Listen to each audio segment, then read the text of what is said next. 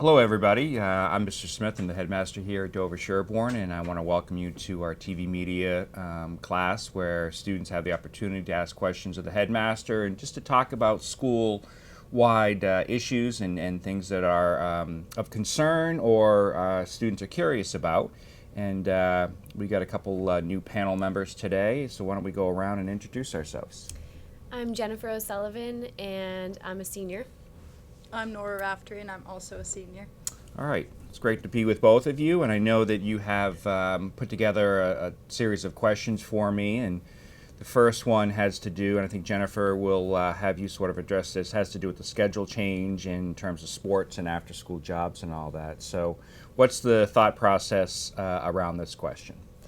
So I know that in some of my classes we've discussed whether students like or don't like the schedule change, and a lot of important things were brought up. So we were just wondering kind of how you felt about those things. So we were thinking, if everything kind of goes an hour later, do you think kids will just end up staying up an hour later than they usually do and going to bed and getting the same amount, like the same hours of sleep?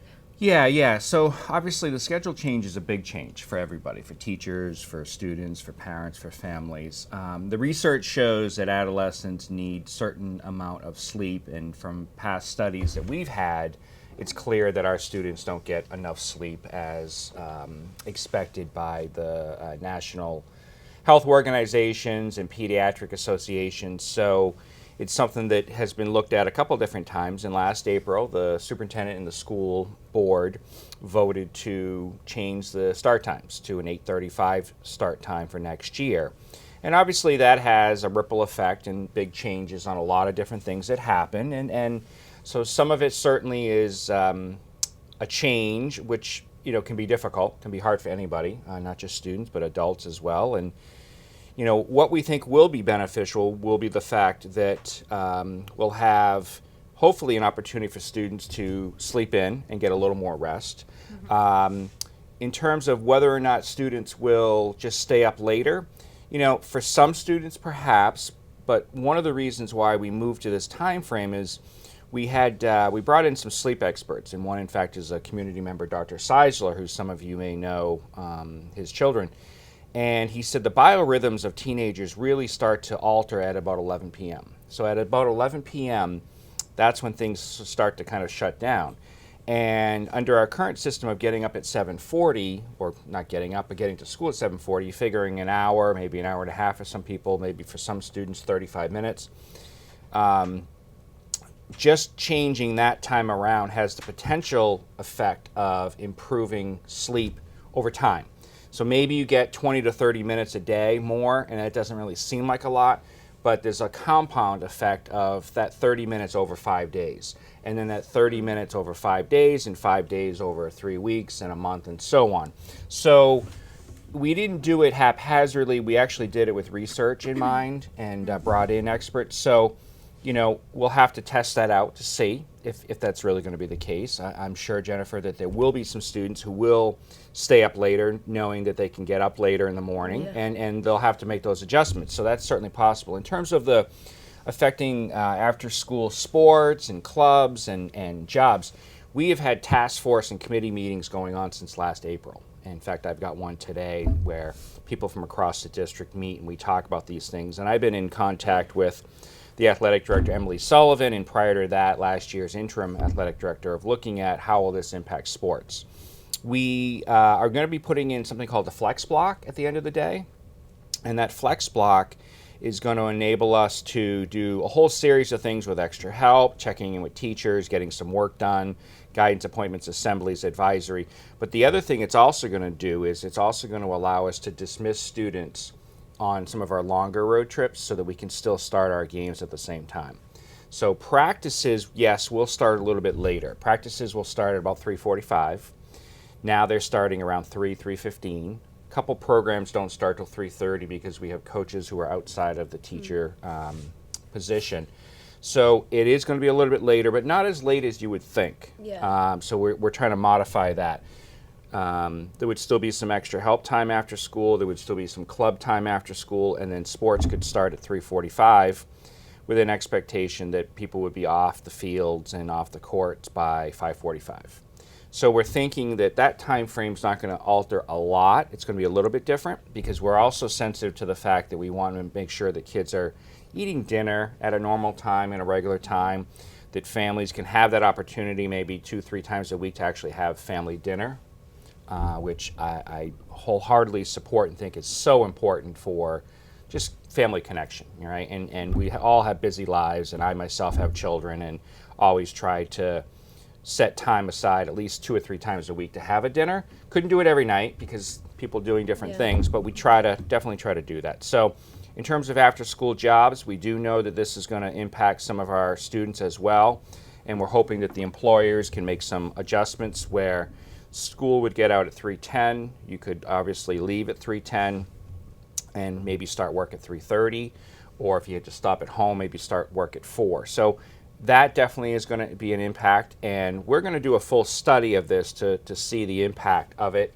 So we're not just going to implement it and say, okay, figure it out. We are going to do sort of feedback, and there'll be some surveys, and we'll make some adjustments. But I do think in the end, this will work.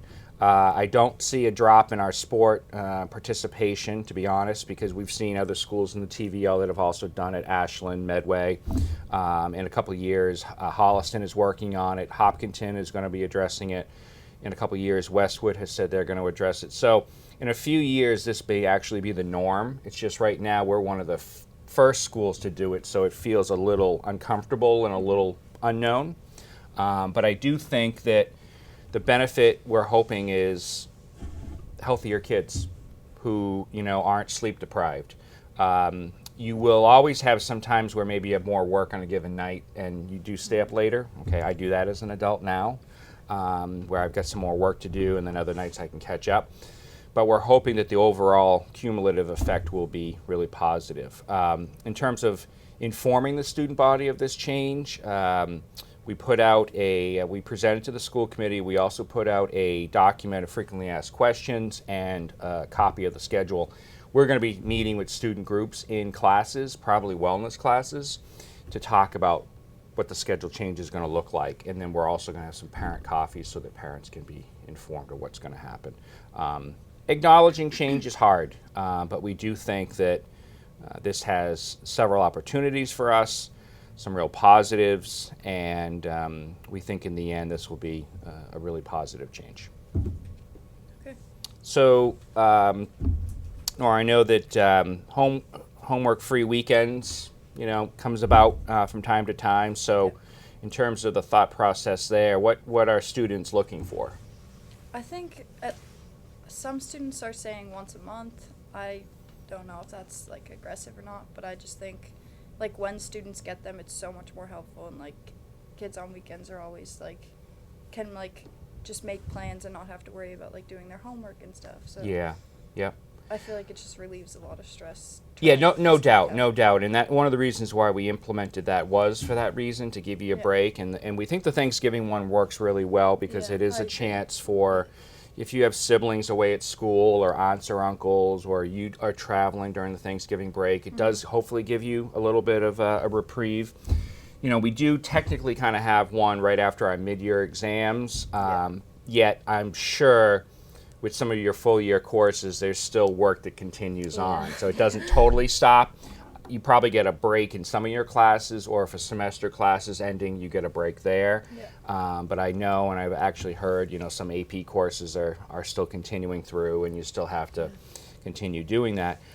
In terms of some more, we have talked about that. It is tricky because we also have limits to when we can deliver the curriculum, in AP in particular, and that's not what drives our whole curriculum, but because those tests come in May and we don't start till late August, there is a lot that has to be covered, and then in other subjects. But I think what we have talked about are perhaps adding another one, or perhaps sort of alternating and having, maybe the concept of a social studies homework-free weekend, or an English homework-free weekend, or even combine it to, say, a humanities, and then maybe math and science take another month where they don't give homework on a weekend, but English does, just to sort of limit what it is, because obviously we don't want you spending your whole weekend just doing homework. The weekend should be a time where you can relax a bit, debrief, see friends, do some fun things, hang out with family. So it's a balance, and I think some of our teachers worry that, we still need to make sure that we continue through the curriculum because we take great pride in making sure that you're well prepared, you're highly educated, and so when you leave DS that you're well prepared for whatever it is that you want to do.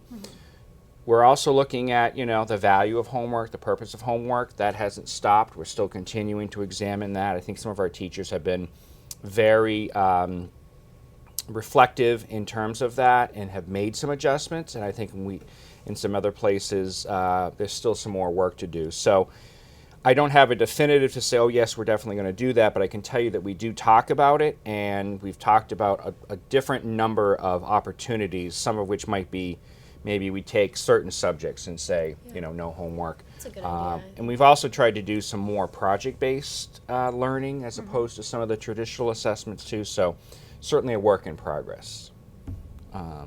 And then kind of along that line of the school environment, I know that one of the questions that does come up frequently is around school spirit and how do we increase school spirit. What are the thoughts there that you have considered? Like, what are some areas that you think could improve in terms of school spirit? I think that when Nora and I were freshmen here, our older sisters were juniors and the grade above them, and that grade were very spirited, and I think the turnout at homecoming and at games was a lot bigger. And I think obviously there are things that kids won't like about every school system, but I think when kids are, getting into the environment of going to the games and supporting their classmates, it makes those bad things less important because you have other good things to focus on. So I just think I've noticed in the past few years, school spirit during spirit weeks, homecoming dances, things like that has just gone down from my sister expecting me to be at homecoming during freshman year versus my freshman year sister who knew she wasn't going, So Okay. Yeah, and it's certainly something that we do battle with from time to time. I think it does go in cycles too. I think sometimes we do have classes that have, a little bit more spirit. Here's one of the difficult things. We are a small school, and that doesn't mean we can't be spirited, but here's the other thing. We have so many of our students are involved in athletics and are involved in clubs and involved in drama. So if we have a typical Friday night contest for something, or a Thursday night big soccer game, or whatever it might be, or a big field hockey game, the difficulty is many of our other students are also involved in an activity that same night, whether it be a practice or a rehearsal for drama. We have about 80% of our kids participate in the sport here in the school. That's fantastic. The downside to that is it means fewer people who are able to come and be supportive as fans because they themselves are doing something. So, the track team is off at Reggie Lewis running, and, the basketball team has a game, but then girls are away, so that's a group so it does make it difficult. I think we see sometimes in really large high schools, we see like huge fan sections and all that. Some of that has to do with their enrollment because there's only so many spots. Because we're smaller, we depend on our student body to participate in sports because we need people. That being said, I think that it comes down to the creativity of the class too. Sometimes what we have found is dances work and sometimes they don't. In certain years, dances are popular, in other years they're not. In polling some of my colleagues and principals in other schools, they're finding that attendance at dances is actually down, just in general. Yeah. And I think that it might just be a cultural thing that where dances just aren't as interesting anymore. Instead, there needs to be something different. And I know that a few years ago, prior to, I think, your arrival here and maybe with your sisters, we did like some post-game activities. We did something over at the middle school where we had a whole bunch of games, and they brought in air hockey games, and they brought in food and had a DJ and things after a game. And that sort of also encouraged people to go. So even if you weren't a huge fan of the sport of basketball, you might be more apt to come out, because then afterwards you could also hang out with your friends at a post-game celebration or a sad event or something like that. So, we're always interested in ideas, and we really think that the school spirit, we play a role in it, but really the students can help generate that. So, talk to students and say, hey, here's something we'd like to do. We'd like to have this event. What do you think about it? Or, do some searches to see what some other schools are doing. On the other hand, when some of our teams go far into the tournament, think about the state championship at field hockey. We had a huge crowd. Think about the state championship for boys basketball last year. Huge crowd. Sometimes, too, the bigger events are going to get more attention. I often feel for those who golf, right? Because a lot of times they're doing great things, and Cooper Evans, wins the state championship, but it was probably a handful of students and parents and friends who saw it, but not many. And it's not like you don't want to support him. It's just, it's off campus, it's here, it's during the day. So there's a whole range of things that happened. And I know I see one of the questions here pertains to the pep rallies. And once again, student generated. We did move on from the football dance because we received some real feedback saying that some people were offended that the dance originally had started off and it was kind of fun and kind of quirky to see boys who don't typically dance or typically don't maybe know how to properly dance, and I would be one of those people, be taught a routine and all that. And that part was fun, and I think like anything else, though, some people took it to a different place, and the feedback was, this isn't really... It might be fun for some, but then there were others who kind of felt like, was it sort of poking fun at dancing? And so I think that's why we did move on from it. And we know there would be some disappointment with the student body, but we do feel like there are times when my administration has to make some decisions which we feel are for the greater good, knowing that some people aren't going to be happy with it. So. So how about the question around websites and games and things like that in DR? I'd be curious, what are the thought processes there? Well, I know the games and stuff are blocked so that kids don't go on during class or anything. Right. But I was talking to Jennifer, and she was saying that during DRs and stuff, when she's already finished her homework, or if she's just too tired to do her homework, you don't want to just sit there and do nothing. You want to play games or do something on your computer, and you're not really able to do that. Are you able to do any sort of games whatsoever, or is it really restricted as to what you can do? Yeah, it's kind of restricted. This just came about from last year. I took 6 classes and I didn't take an elective, so I started not saving any homework for DRs and taking that as my break during the day since I didn't have an elective. So I kind of took DRs as my time to just relax, and I didn't save homework. But I know certain websites, I think Netflix is more you guys don't have the proper Wi-Fi to support that. Yeah, it's the bandwidth. So I understand that one, but I know there's some websites shopping websites or different games. I think some math games and educational websites are open, but I know just some different random games or websites are just blocked. And I know, like Nora said, it's for the purpose of avoiding kids using it in class, but I mean, if they want to do it, they'll probably find a way. Oh, no, absolutely right. So just a little background information on that, and talking with the technology director, it is interesting. Schools are also restricted based on particular websites and the sort of the foundation or the boundaries by which they connect. So schools receive lists of websites that are actually safe to go on, and a shopping website sounds pretty benign, it's more of how it could share your personal information. So as a school, we have to be careful that we're not opening up websites that you could log into to say you want to look at purses or you want to look at shoes. But and that in itself is fine, right? We know that people do that, right? When we go home, we look at those things. But it also has the capability of sharing your information and sharing your email address. And with that, we've found, unfortunately, things can get hacked into and all that. So we're actually kind of restricted because of that. So some of it is our own choice. We don't want students distracted by certain games and Fortnite and all of that stuff, which we know students are going to play, but we feel like that should stay out of school. On the other hand, some of these other websites that seem so much more basic and harmless has to do with how they share information. And so there is a whole list. And because I had asked that too, there were certain things I said, I don't know what the big deal is if a student's just hanging out during a DR. And our technology director indicated it's not really even our choice. It's really because of that.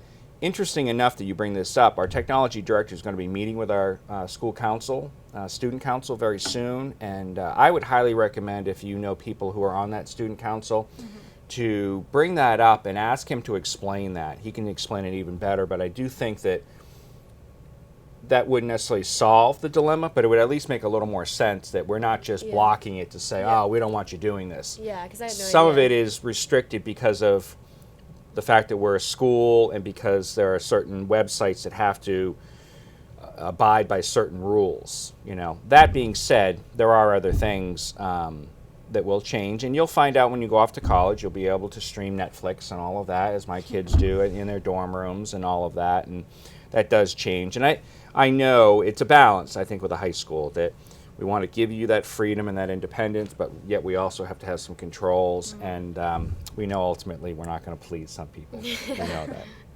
But it's an excellent question. I also see a question here about buses through the school. Ever make buses through the school mandatory? Is this in terms of proms and that sort of thing? Yeah.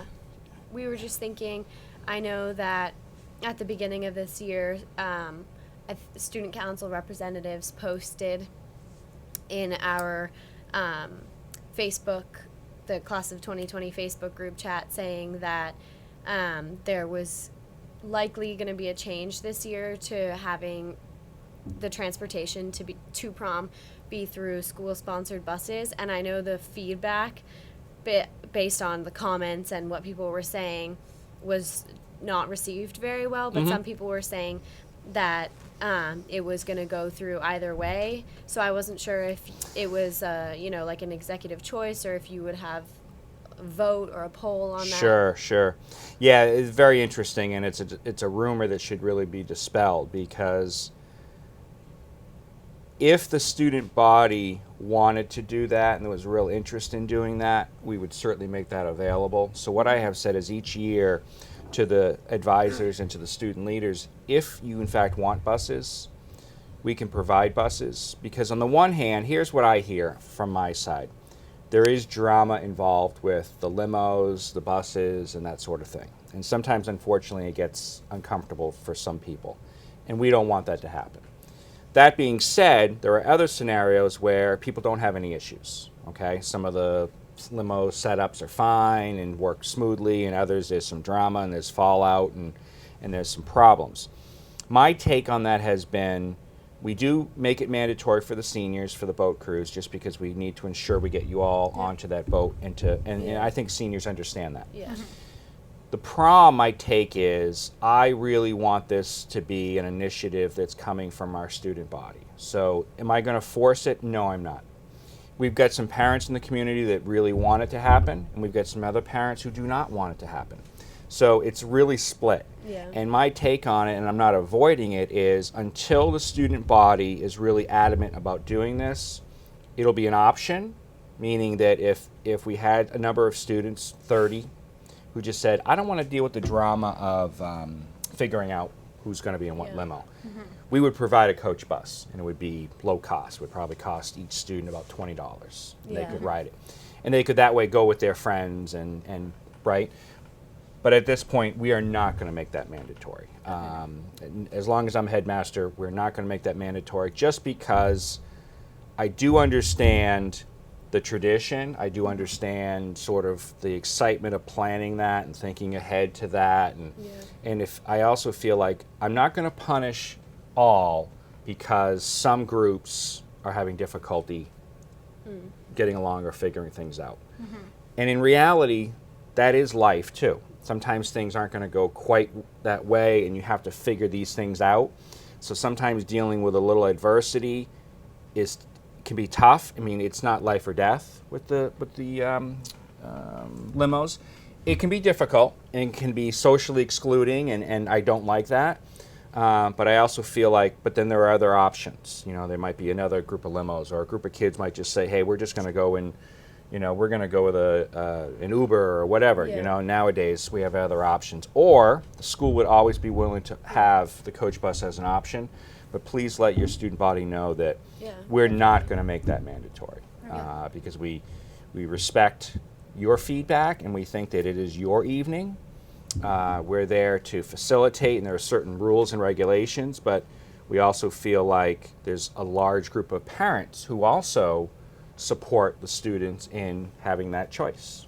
Yep. Yeah, I think could be a good idea to have it for the kids who want it, because some people want to avoid that whole situation or avoid the cost of it. Right. But, you know, obviously there's a big difference. I know you're not going to make it mandatory, but there's a big difference between an option for a few versus mandatory for everyone, which I think some people feared, but it's good to know that Yeah. for some that's Not going to the happen. No, option. that's Yeah. not going to happen. In fact, I talked to the seniors just the other day. We had a meeting with some of them, and we talked about having that option, you know, and I sort of set them straight to say, we're not going to make this mandatory, because I'm sure it's probably hard on those student leaders too. Like, Yeah. they may not be in favor of it, and then they're representing the student leadership, but it might be a decision that's over their head and they're not involved with. So we only have time for one more question, and it pertains to the Wi-Fi.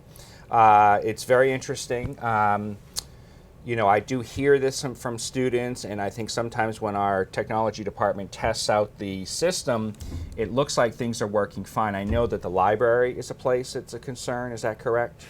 I think so. Just in general, sometimes we And have is trouble it connecting to the Wi-Fi. connecting and then Teachers too. and Yeah, the teachers, teachers and then too. having to re-log in? Yeah, Is that? sometimes it will cut out. Or Yeah, so I can tell you that they're going to be adding additional access points. I believe they're going to be doing an audit on that this spring or this summer, looking at all of that. And the best time to do it is really when the students are here, when everyone's using it. Because Yeah. when you don't have everyone here, everything's going to look like it's running smoothly, but it may not be. So I can tell you that I just talked to the technology director 2 days ago and said I'm still hearing some concerns from students and some teachers. So he is aware of that. They're adding additional access points, which are those little boxes within the class, and that I said our major areas we really have to beef it up: cafeteria, library, lobbies, places where there'll be a large conglomeration of people. And then obviously we're looking to do some changes. I think the middle school is looking to do a one-to-one Chromebook initiative, and we're actually going to be getting more Chromebooks as a result of it here, and we're going to be doing some more things. So I do think it won't necessarily impact you guys, but it will for future classes to have better Wi-Fi and better equipment. Yeah. So, okay, well, we covered a lot in a short time period. I'm sure that there are definitely more questions that are out there, and I look forward to coming back and we can maybe talk again. But this is always really informative for me, and I think it's great that I'm able to explain to students and perhaps members of the community, you know, what we're thinking, and to dispel some myths, Yeah. to clarify other things, to say, you know, here's what is happening, and it's just a great opportunity. So I thank you both, and enjoy the rest of your day. You too. Thanks.